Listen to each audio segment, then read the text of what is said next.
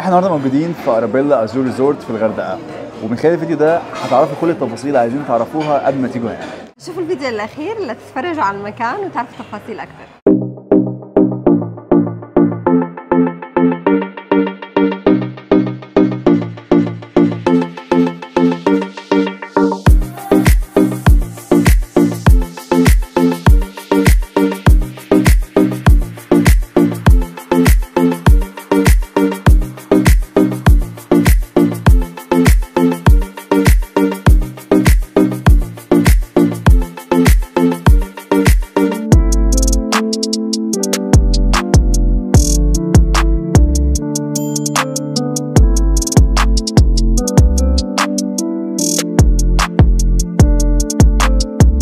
اول حاجه نبدا بيها المميزات.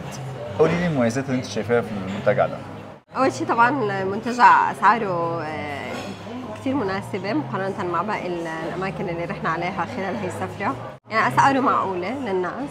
هو فندق 4 نجوم صراحه يعني كثير من الاوقات بتحس حالك عم نحس انه عم ناخذ خدمه 5 نجوم، خصوصي مثلا في الستاف كثير لطيف، الاكل طيب، النظافه، طبعا هدول النظافه اهم شيء، ونوعيه الاكل، لا الاكل يعني جودته عاليه كمان مقارنه مع باقي الاماكن اللي رحنا عليها. تحس الطباخين عاملين الاكل بنفس بروح حلوه، وانت بتاكل هنا في الاوبن بوفيه الفطار وغدا وعشاء، فيو رائع جدا. الحلو كمان ان المطعم فيه اندور واوت دور، فانت ممكن تبقى قاعد على البحر عادي، بس بيبقى حر جدا طبعا. انتوا مثلا تقعدوا تاخدوا صور كده ماشي، كل الكلام ده حلو على البحر، ولكن لو انتوا هتحسوا بحر كده ممكن تخشوا جوه تاني في قعده حلوه كده، تراث قديم كده، فتحس بمزيج من التراث وفي نفس الوقت بالحداثه نفس الوقت.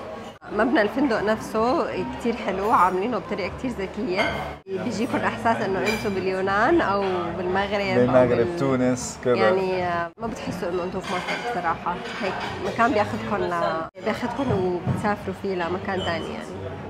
بالظبط. هلا بخصوص حمامات السباحه، في 3 حمامات سباحه، حمام سباحه صغيرين، في حمام سباحه للناس العادي، حمام سباحه ده كبير وبيتعمل فيه نشاطات كلها على البحر ده، ففي فيو حلو قوي، وفي نفس الوقت يعني حلو الاسره كلها مع بعض. كده الانيميشن تيم على طول بيعملوا لكم جو حلو فهتستمتعوا، في اغاني على طول شغاله وكده، وفي جو حلو في البول فهتستمتعوا بالاجواء ديت.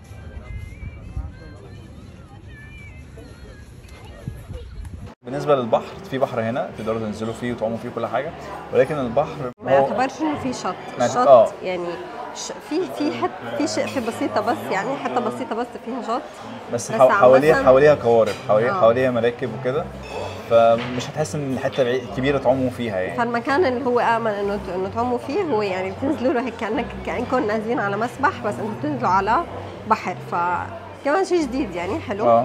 بس المشكله انه في شويه يعني في شويه يعني خلي بالكم انتوا، يعني نصيحتي ليكم انا وعمرنا ان انتوا تلبسوا الجزمه اللي بتبقى الجزمه اللي هي بتحمي الرجل دي، او الشبشب اللي اسمه صندل اللي اسمه صابوه، ما بعرف البانس. عارفين البانس يا جماعه اللي بتلبسوه ده؟ اعتقد البانس الشوز تبع السباحه. البسوه ده وانتوا نازلين الميه عشان ما تدوسوش على اي شعاب مرجانيه ولا الحاجات دي، عشان ممكن تتاذوا يعني في الشر. البحر حلو لما تلبسوا نظارات الجوجلز وبتاع وتبصوا هتشوفوا اسماك وهتشوفوا مناظر جميله جدا، هتستمتعوا. واكيد يعني اذا جايين لهون لا تنسوا تجيبوا معكم نظارات، لانه هون الاسعار يعني ونحن اشترينا من سهل الحشيش، بس يعني اكيد الاسعار يعني هتجيبوا معاكم الحاجات دي، جيبوا معاكم النضاره، جيبوا معاكم الجزمه دي عشان تستمتعوا احسن بالاجواء اكتر. بالظبط، عشان هو اول انكلوسيف، فانتوا عندكم كمان بين الوجبات، بين الفطار والغداء والعشاء، في سناكس بتدي ليها موعدها، كل ده هتعرفوه في الفندق لما تيجوا هنا. اسالوا له بس، هيديك ورقه كده فيها كل التفاصيل، ما تقلقوش من الكلام ده كله. بس السناكس مش هالقد كانت يعني السناكس مش حلوه يعني الاحسن انه تفطروا وتتغدوا وتتعشوا احسن، يعني الاكل بيكون نوعيته احسن، لان السناكس بتكون حاجات كده يعني تمشي بيها حالك. الاكل الباقي يعني مش الاكل اللي بيبقى هنا بالظبط بيشيلوه بيحطوه في السناكس بالظبط. بس في عصاير وفي قهوه وفي مي طول الوقت، فالواحد بيضل يعني عم يشرب يعني طالما شوب وهيك. المشروب اللي حبيته قوي هو فروتي البيتش، جربوه، الحاجات هنا حلوه قوي.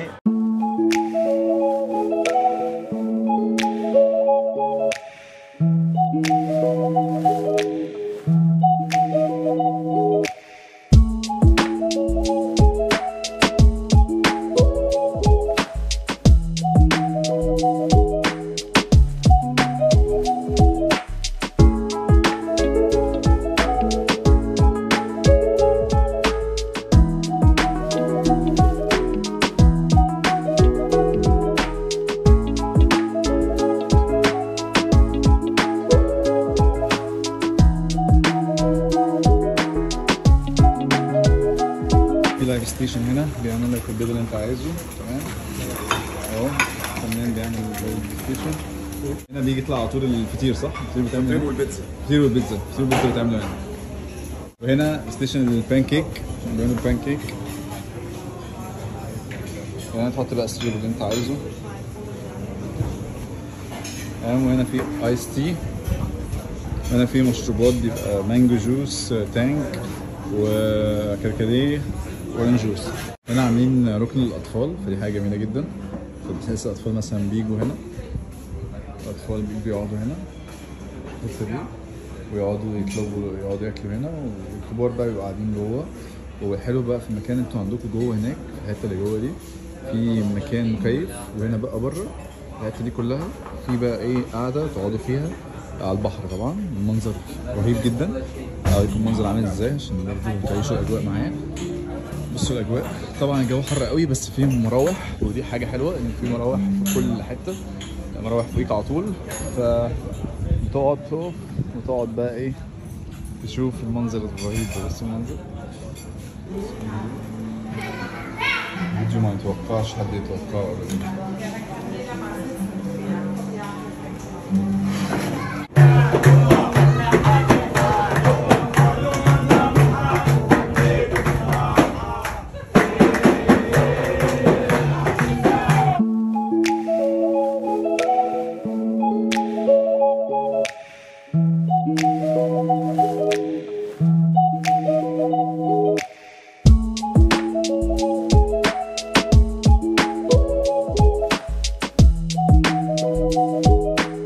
الغرف يعني مش كتير كبيرة، بس حجمها معقول، ولكن خلوا بعين الاعتبار انه انتم اصلا ما رح تقضوا وقت في الغرفة، رح تقضوا وقت كتير بسيط، لانه الفندق كبير، في شغلات حلوة تنعمل في الفندق. وكمان الشيء اللي كتير عجبنا انه هو طبعا يعني كتير قريب على المارينا. موقعه حلو جدا فعلا، موقع استراتيجي، انتوا على طول جنب وسط البلد، فانتوا ممكن تروحوا وتعملوا اي حاجه في وسط البلد عايزين تعملوها، يعني مشتريات، كل الكلام ده. مره رحنا مشي وكانت المشي تقريبا ثلث ساعه من المارينا، وفي مسجد المارينا هونيك كمان قريب. ومره اخذنا اوبر، ويعني اوبر بياخذ 3 دقائق بس. فموقع كتير حلو، كتير استراتيجي. ولما تروحوا على المارينا طبعا في كتير اكتيفيتيز تعملوها، في كافيهات وفي رحلات، مطاعم، وفي رحلات. في بقى هناك بقى تعملوا بارسيلينج، سنوركلينج، كل الكلام ده موجود هناك. في كيوسكس كتيره موجوده، وبتقولوا لهم طبعا اقعدوا فصلوا معاهم في السعر، من لو لكم اي سعر لا اقعدوا فصلوا معاهم، يعني يجيبوا اخرهم، شوفوا ايه السعر اللي ممكن يوصلوا لكم للاخر. مش كل الاسعار فيها مفاصله يعني. باسم ربك الذي خلق الانسان من علق، اقرأ وربك الاكرم الذي علم بالقلم علم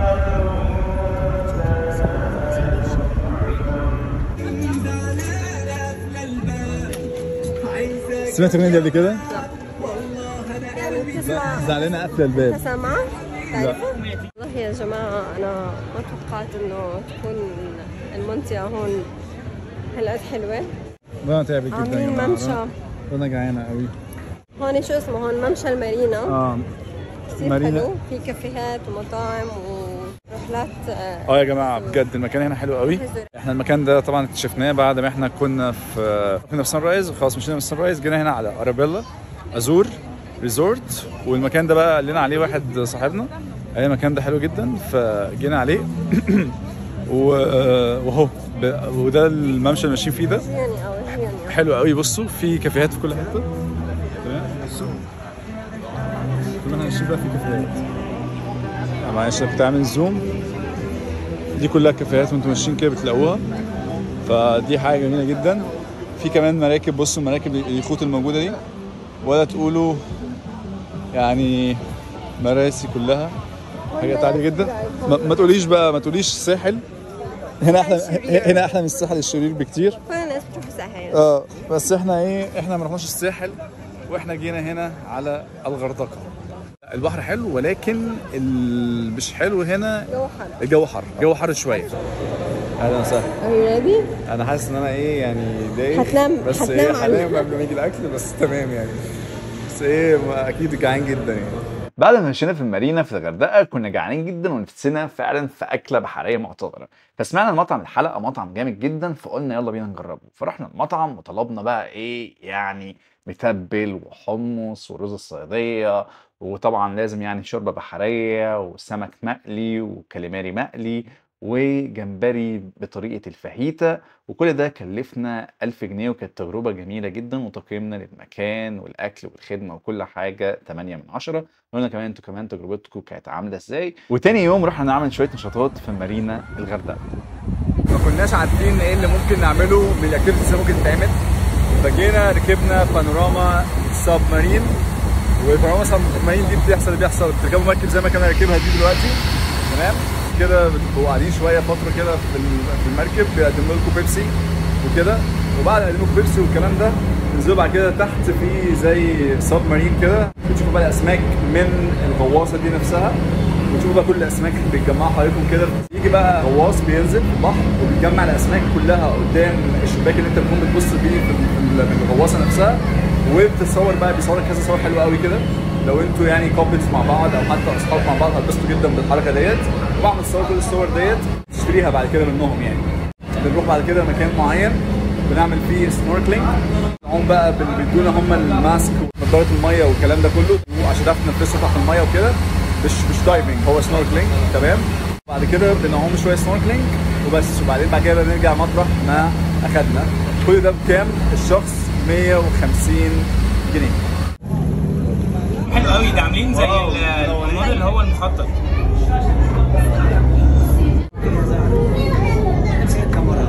لا بس ايوه كده احسن.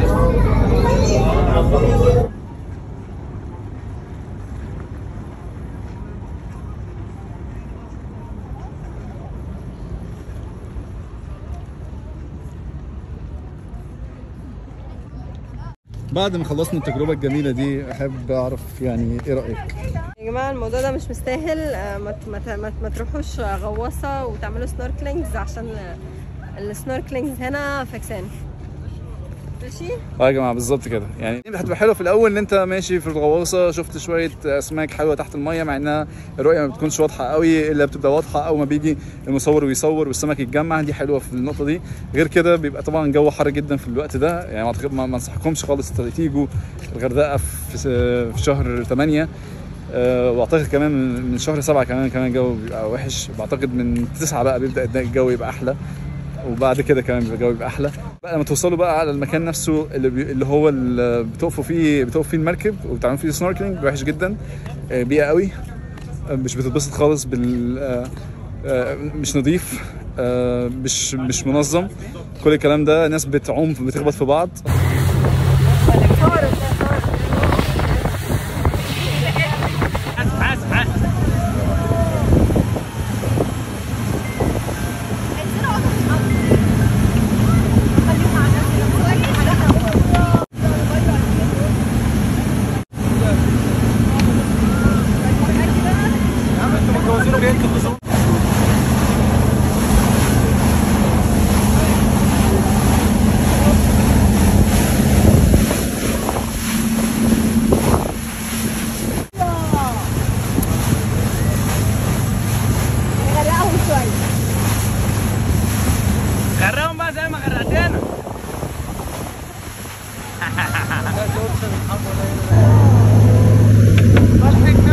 يلا على مهلكم.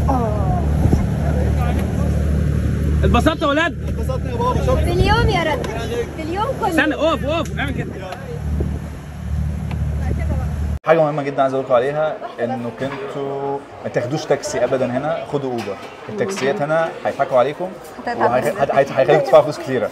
ماشي، يعني احنا مشوارنا مثلا ده المفروض ما ياخدش غير 15 جنيه، ممكن يقول لك 50 جنيه عادي جدا يعني. بيستغلوكوا هنا، فاحسن خدوا اوبر. تمام، اوبر هتلخصوا وهتسهلوا الامور مع نفسكم. بتقطع رزق التكاسي. ما هو التكاسي فعلا شوفي حصل معانا مع التاكسي صح؟ ماشي. بس هو الفكره ان هو انجزنا فحسبها فلوس زياده. لا ما هو يعني هو كسر عربيته، وقف على المطبات جامد، مش عارف ايه. بس هي في الاول وفي الاخر انا بحب النظام الاوبر بالظبط منظم وسعره ثابت. بس هل هنا السؤال بقى، اوبر كان هيجري معاك بالشكل ده؟ اعتقد ممكن عادي. لما احنا كنا جايين انا ورانا ليكو كان بيجري. هو فكرة حتى يعني لما نحن وصلنا على سهل حشيش كمان نفس الموضوع طلع معنا مع التاكسي. هو التاكسي كده التاكسي دايما بيقول لك دبل. مع العلم انه يعني انت في اوبر بتاخد باتر سيرفيس، المفروض انه يعني يبقى اغلى وبتر عقار. بالنسبه بقى للحجز، طبعا اوعى تحجزوا من booking.com الاسعار بتبقى اغلى، ففي طريقه احسن تحجزوا بيها. فعشان تعرفوا الطريقه ديت تواصلوا معانا على الانستجرام، هتلاقوا اللينك بتاعنا تحت الفيديو ده على طول. وبس ما تواصلوا معانا هعرفكم ازاي تحجزوا. تمام، قولوا لنا انتوا كمان عن تجربتكم، لو انتوا جيتوا هنا ورحتوا فين تاني حلوين قولوا لنا عليه في التعليقات تحت برضه. طبعا على التيك توك عشان نعمل فيديوهات مجنونه مع بعض، نوع تاني من المحتوى يعني. ونشوفكم ان شاء الله فيديو جديد في مكان جديد قريب جدا باذن الله. مع السلامه.